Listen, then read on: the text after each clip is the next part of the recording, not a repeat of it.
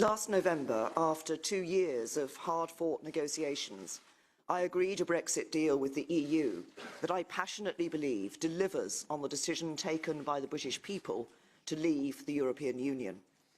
Over the last 4 months, I have made the case for that deal in Westminster and across the UK.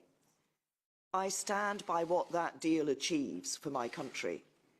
It means we regain control of our laws by ending the jurisdiction of the European Court of Justice in the UK, regain control of our borders by ending free movement, regain control of our money by ending vast annual payments to the EU, the end of the common agricultural policy and the common fisheries policy for British farmers and fishermen, an independent trade policy. And the deal sets us on course for a good future relationship with our friends and allies in the EU. A close economic partnership that is good for business. Ongoing security cooperation to keep our peoples safe. The deal honours the referendum result and is good for both the UK and the EU. But there was a clear concern in Parliament over one issue in particular, the Northern Ireland backstop. Having an insurance policy to guarantee that there will never be a hard border in Northern Ireland is absolutely right. It honours the UK's solemn commitments in the Belfast Good Friday Agreement. But if we ever have to use that insurance policy, it cannot become a permanent arrangement, and it is not the template for our future relationship. The deal that MPs voted on in January was not strong enough in making that clear, and legally binding changes were needed to set that right.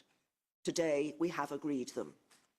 First, a joint instrument with comparable legal weight to the withdrawal agreement will guarantee that the EU cannot act with the intent of applying the backstop indefinitely. If they do, it can be challenged through arbitration, and if they are found to be in breach, the UK can suspend the backstop. The joint instrument also gives a legal commitment that whatever replaces the backstop does not need to replicate it. And it entrenches in legally binding form the commitments made in the exchange of letters with Presidents Tusk and Juncker in January. Second, the UK and the EU have made a joint statement in relation to the political declaration. It sets out a number of commitments to enhance and expedite the process of negotiating and bringing into force the future relationship. And it makes a legal commitment that the UK and the EU will begin work immediately to replace the backstop with alternative arrangements by the end of December 2020. There will be a specific negotiating track on alternative arrangements from the very start of the next phase of negotiations. It will consider facilitations and technologies, both those currently ready and emerging. And the UK's position will be informed by the 3 domestic groups announced last week for technical experts, MPs and business and trade unions. Third, alongside the joint instrument on the withdrawal agreement, the United Kingdom government will make a unilateral declaration that if the backstop comes into use and discussions on our future relationship break down so that there is no prospect of subsequent agreement, it is the position of the United Kingdom that there would be nothing to prevent the UK instigating measures that would ultimately disapply the backstop.